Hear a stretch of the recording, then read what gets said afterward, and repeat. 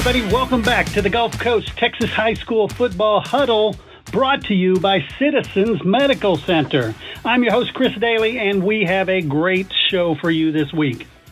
As you know, the Huddle is brought to you by Citizens Medical Center. One of the very cool things about the Medical Center is the Healthplex.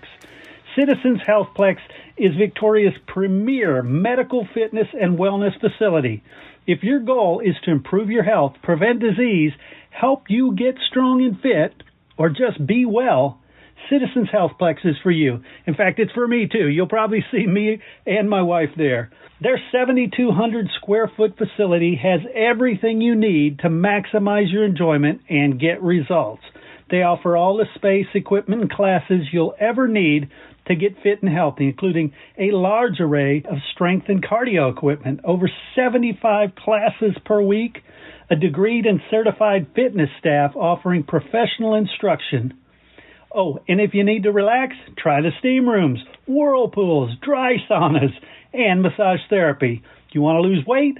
Hire one of the personal trainers to work with you one-on-one, and you're sure to see the results you want. Your journey to improved health, fitness, and wellness begins at Citizens Healthplex. Looking to boost your company's marketing? Look no further than Fresh MediaWorks. Podcasting is the best way to promote your brand and increase your customer base. You can create your own show, be a guest on other podcasts, or advertise on existing podcasts to reach a valuable audience. Don't wait. Start elevating your marketing game today with Fresh MediaWorks. Call now, 713-269-4620, or find us online at freshmediaworks.com/podcasting.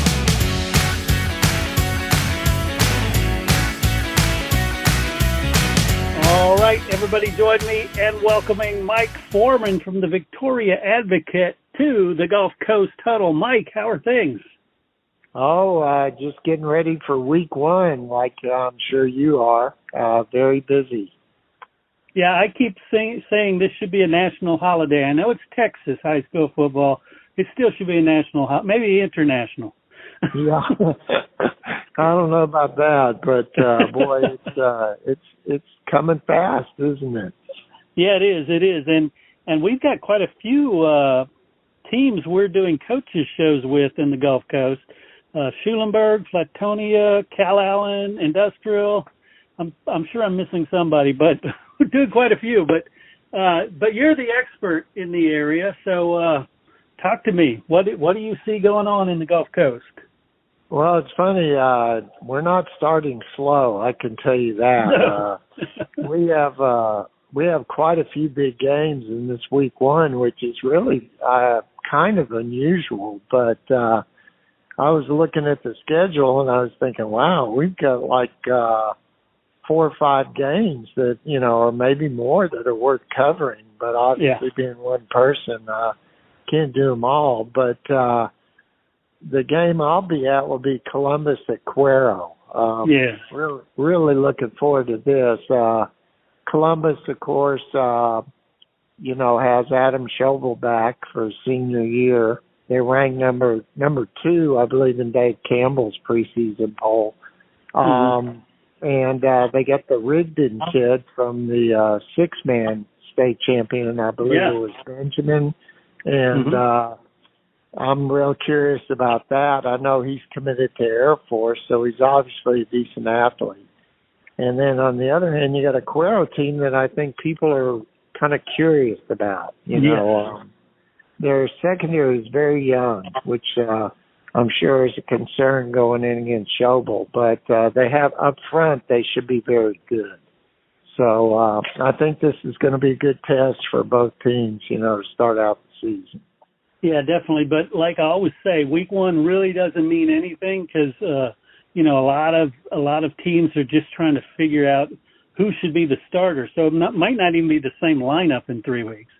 Yeah, that's true. I mean, and I was thinking about that. Let's face it, you want to win, but, very rarely does week one define your season. Right. So, right. Let's face it, like you said, some coaches are still looking. Others may find something that works, later on down the road. So, yeah, but that being said, when I looked at the schedule, I mean, I thought, wow, we've got some rivalries, even Houtsville at Shiner, Edna at Industrial, Warden and El Campo.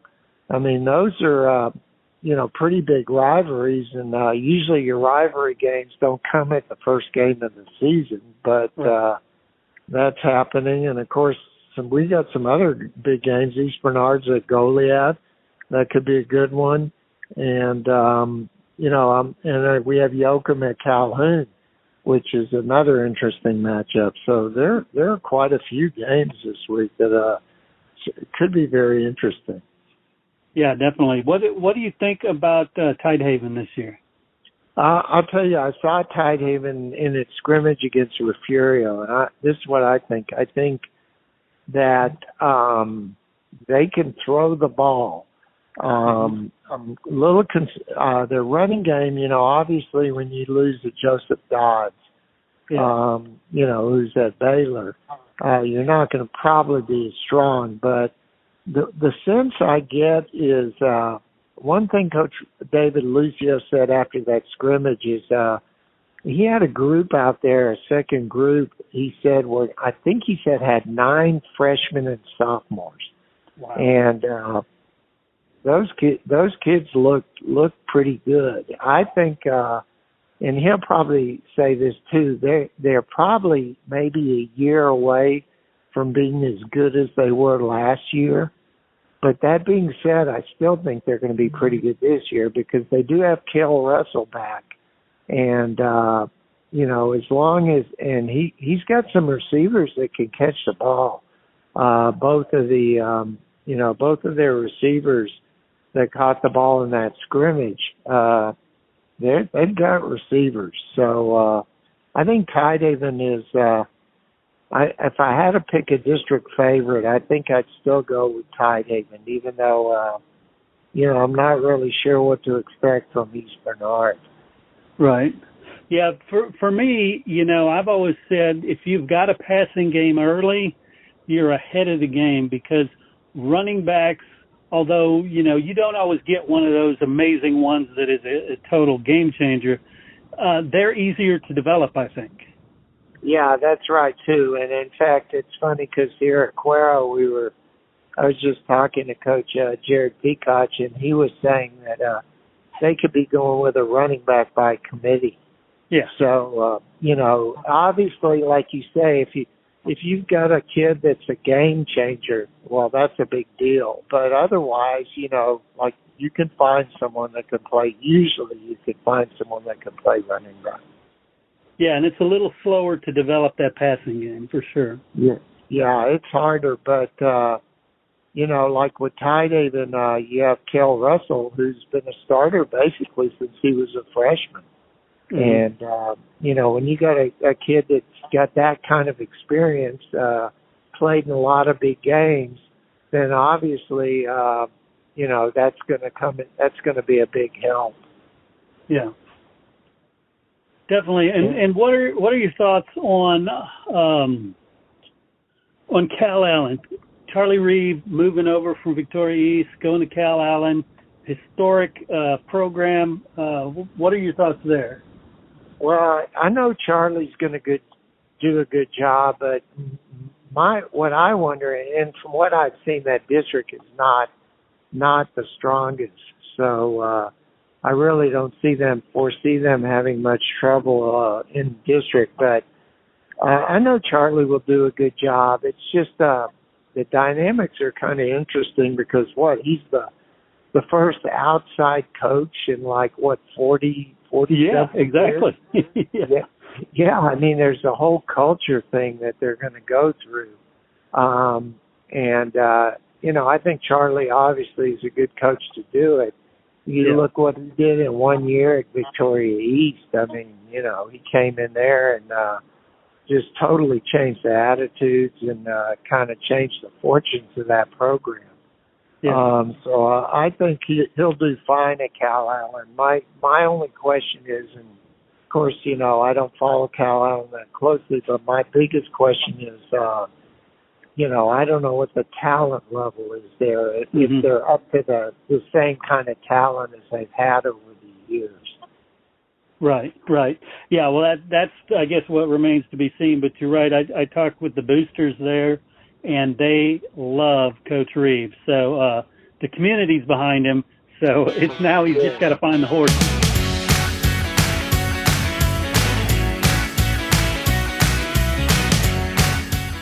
Do you have a party coming up or just want a special gift? Check out Nani's Sweeter Side. Yes, Nani's Sweeter Side makes the most amazing custom-created sugar cookies with your design. They also offer paint your own cookies and decorate your own cookies. Those make an excellent sweet activity that you can sink your teeth into at parties. Nani's also offers some of the most amazing cupcakes ever. You can check out Nani's Sweeter Side at nanisweeterside.com. That's N-A-N-I. Check her out on Facebook. Just look for Nani's Sweeter Side. Or give her a call at 937-499-4790. At Nani's Sweeter Side, you'll find that happiness is homemade. Did you play Texas high school football? If you did, you're part of an elite group, the Brotherhood of Texas High School Football. All football players, past and present, who have ever suited up in the Lone Star State are eligible. Go to LoneStarGridiron.com/brotherhood. And thank you for the part you played in the greatest sport in the greatest state. And they love Coach Reeves. So the community's behind him.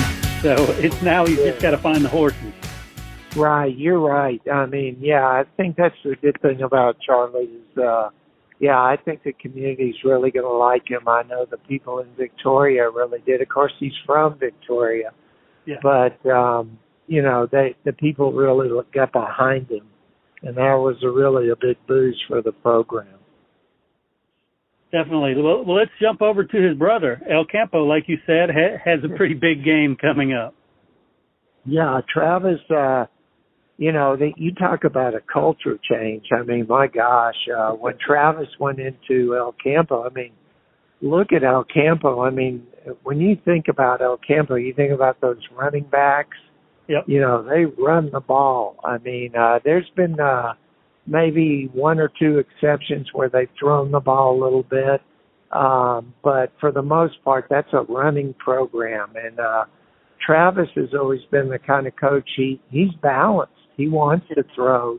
He runs the ball, but he wants to throw too. And it was like a total culture change last year.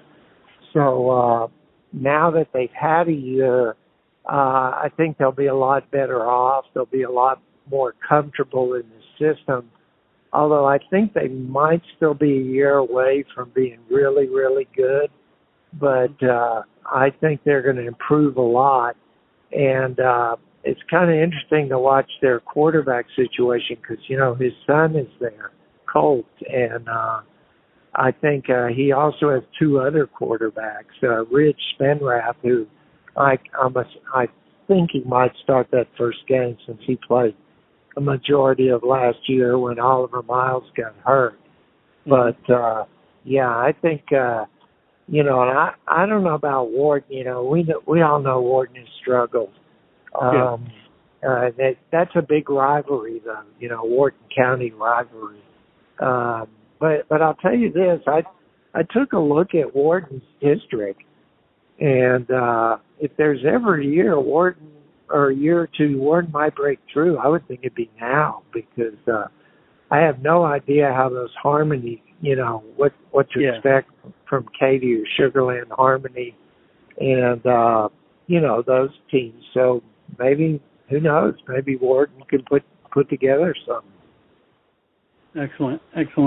And while we're over on that part of the area, what about my alma mater, the Industrial Cobras? Everybody always says every coach in the state says they're in the toughest district.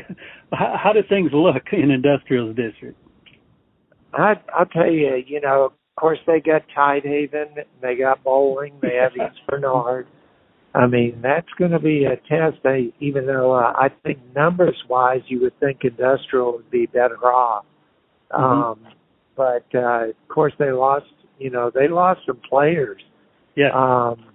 And gosh, to start out with Edna, I mean, that's a tough way to start. But at least the good news for Industrial is this game's not a district game anymore. Right. So, right. Although look what they did last year in the playoff. I mean, until the last minute of the game, they had it. Yeah. So, but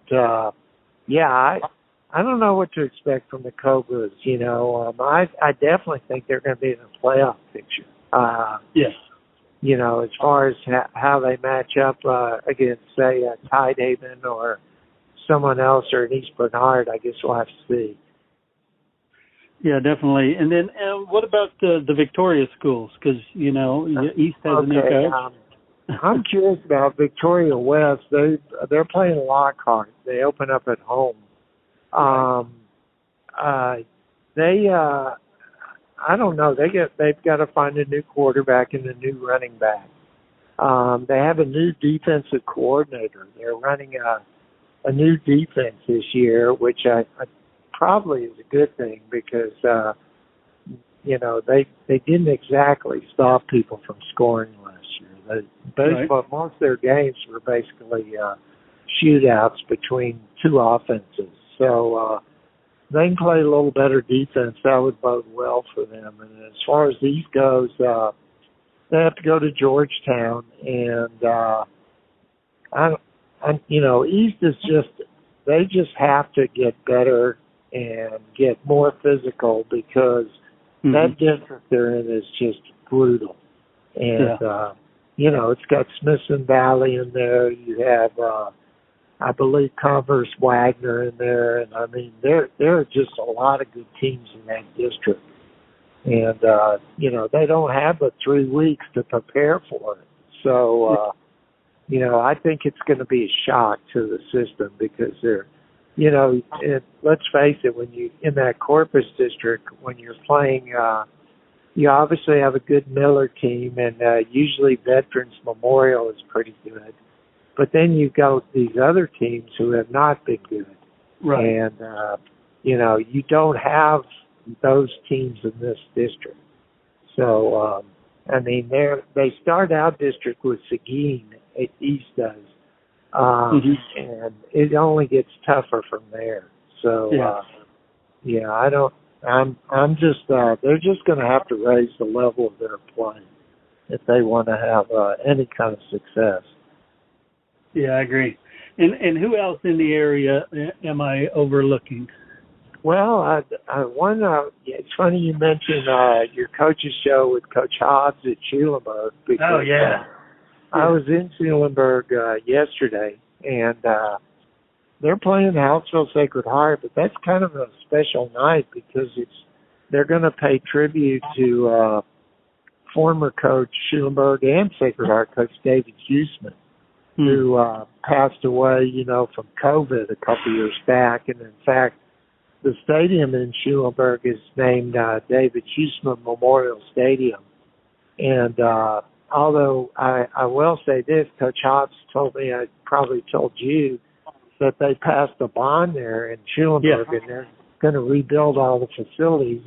It will still be named David Huseman, but they'll have a new stadium. And I think that's going to be a special night. I know a lot of the both communities are looking forward to that. I understand they're going to introduce a lot of former players at halftime. Nice. So I think that'll be a special night for people there in Schulenburg and Hallettsville. Yeah, I think so. I like Coach Hobbs quite a bit, and you're right. We talked about that stadium. He says it's going to take a couple of years to build the thing. And I'm like, wow, what are they going to do in the meantime? I don't know. And I thought the interesting thing, too, was it's going to be grass. Usually when you hear of a new stadium, it's turf. But from what the coaches up there were telling me, the community wanted grass. And, I understand that as far from a game perspective. I mean, gosh, you'd rather play in grass. Yeah. But, the problem is during the week. like yesterday when it rained, I was up there.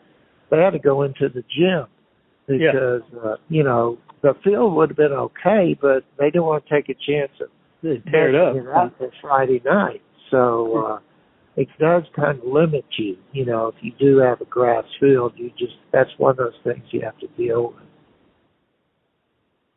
Yeah, definitely. And who else? Mentioned. Go ahead. Let me mention one team because for us this is a brand new thing. We have a 6-man team now. Oh yeah, Rungy, and I'm really fired up about this because I'll be honest with you. The only 6-man games I have ever seen are the state finals on TV, and I know Rungy has one Thursday night game that I'm hoping to be able to make. So, I'm really excited to see a 6-man game in person.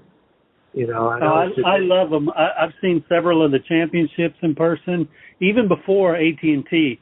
I fell in love with it. Such an action-packed game. Yeah, and it's funny. The coach up there, Coach Bodie, he played at Liberty Hill. He was the running back for Liberty Hill. He was quite a good one, too. I believe they won state his 1 year. But he said, it's funny, we were talking about it.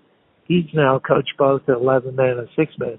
He told me, he said his girlfriend likes it. He said because there's always, you can always see where the ball is usually, and there's always something going on. So that's a plus for 6-man. I'm curious to see how this works because, Rungy's been an 11-man football town for so long, and that actually the vote there was 4-3 to go 6-man. But they just don't have the numbers anymore, to play 11-man football. I think his roster, the day I was up there, I think at that practice, I think he had 14 kids. So, I mean, to try and play 11-man football with 14 kids is asking a lot. Yeah, no doubt. Well, I am excited as usual. Opening week always gets me excited. It's going to be a blast. Yeah, so are you going to a game? Yeah, I'm still trying to decide. And now that you mentioned the Rungy one on Thursday, that might be a possibility too. Rungy's playing Friday this week. I thought you said it was Thursday. They have one Thursday down the road. But I see. Yeah, but I kind of wondered if you were headed to the Lavaca River Showdown there. I should. I definitely should go to that one, but there's so many other ones I'm thinking about. I'm just not decided yet. Yeah, I know. I was when I first looked at week 1 schedule, I was kind of kicking myself because I was like, oh my God, there's so many good games, that I'd like to see, but when we're down to 2 people now, and it kind of limits us, so. But I'm looking forward to seeing Schobel, and I want to see if Rigdon's everything that he's cracked up to be, and I'm curious about Cuero too. I really don't know what to expect from Cuero. I mean, this is the first time in a couple of years, anyways. I think that Cuero goes into a season where it's not ranked, so I'm real curious about that. Yeah, that's another one of the ones that was, on my maybe list. So now that I know you're going there, I know at least I'll get some good info from it. Yeah, and I'll tell you another. I'm curious about East Bernard at Goliad because, Goliad is going to be good. I saw them in a scrimmage against Ruffurio, and they were missing some of their key players in that scrimmage, but they're going to be good. I think the main issue with Goliad right now is they just have to figure out what works on offense. They have to get something down, and I think once they do that, they're going to be awful good. And, I expect it to be between them and Edna again for that district I agree. title. Yeah. I agree. Yeah, definitely. I think there's so many things, great stories we're going to develop over time. I'm so glad to be with you again and meeting up every week to talk Texas high school football. Yeah, there's nothing better, huh? Just getting ready for the season. I've been doing this, I'm giving away my age probably, but I've been doing this for over 40 years, Wow. And it's, I'll tell you what, it's Friday night. I still get excited. So yeah, I feel like an old timer doing it, 25 years. But yeah, so I mean, it shows there's something about it, that's very special. Yeah. Right on, right on. Well, thanks again, Mike, and we'll be talking next week. Okay, take care, Chris.